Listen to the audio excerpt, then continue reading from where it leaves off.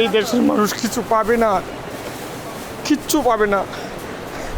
যদি পাতো দিলে এত কষ্ট করতো না বাংলাদেশের মানুষ। 18 কোটি, 40-50 টাকা কোনো বাজার নাই, কষ্ট লাগে।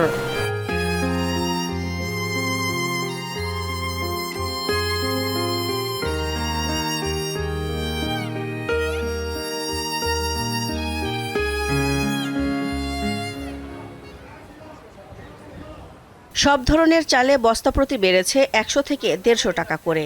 মিনিকেট 76 টাকা থেকে এখন 82-84 টাকা, নাজের শাইল 90 থেকে 92 টাকা ও মোটা চাল 60 টাকা কেজি দরে বিক্রি হচ্ছে। রাজধানীর কারণ বাজারে চালের আড়ত ঘুরে দেখা যায় বাজারে পর্যাপ্ত সরবরাহ রয়েছে। ব্যবসায়ীরাও বলেন কিছু অসাধু মিলাররা চালের দাম বাড়িয়েছে। প্রতি সপ্তাহে দাম বাড়ে। ঈদের আগে যে চালের দাম আসছিল আপনার মিনিকেট আসছিল 3500-3450, এটা বর্তমানে চলতে 4000 টাকা। সরকার অবশ্যই এটা খতিয়ে দেখা একটা ব্যবস্থা নেওয়া দরকার মনে করি। কারণ যেহেতু চাল খেতে হবে, না খেতে উপায় নাই। এখন জুলুম হলে তো কিছু করার থাকে না।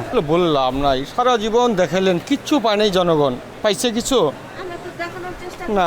এই দেখানোর চেয়ে না দেখাই ভালো, ঠিক না? মানুষের কত এই মিডিয়ার সামনে কথা বলবে, যারা মিডিয়াতে না বিরক্ত না। মিডিয়ারা তো অনেক কষ্ট করতেছে এই দেশের জন্য কিছু দেওয়ার জন্য, কিন্তু মিডিয়ারা তো পারতেছে কারা এগুলা করতেছে? যারা করতেছে তাদেরকে কেউ ধরতে পারতেছে না, পারে না। তো তাই আপনারা আর এত কষ্ট করিয়ে না এই দেশের জন্য। এই দেশের মানুষ কিছু পাবে না, কিচ্ছু পাবে না। যদি পাতো দিলে এত কষ্ট করতো না বাংলাদেশের মানুষ। 18 কোটি,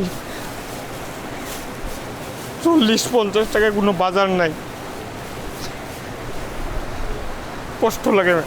বৃষ্টি ও বন্যার খবর শুনলেই রাজধানীর কাঁচা বাজারগুলোতে বেড়ে যায় সবজিসহ নিত্যপণ্যের দাম। 2 সপ্তাহ আগেও কাঁচামরিচের দাম ছিল 60 টাকা কেজি। শুক্রবার হাতিরপুল বাজারে গিয়ে দেখা যায় 400 টাকা কেজিতে বিক্রি হচ্ছে কাঁচামরিচ।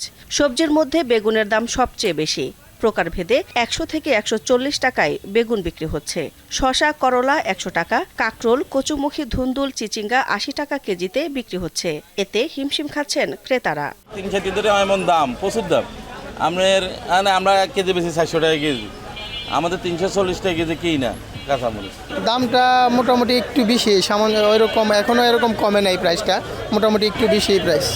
অ্যাকচুয়ালি যারা সীমিত আয়ের লোক তাদের পক্ষেই কষ্টকর হয়ে যায়, কারণ তার বাজেট তো সীমিত, এর মধ্যে তাদের চলতে হয় আর কি। মাছের দাম কিছুটা বাড়তি, তবে স্থিতিশীল রয়েছে গরু ও খাসির মাংসের দাম। দিলশা দানি, দীপ্ত সংবাদ, ঢাকা।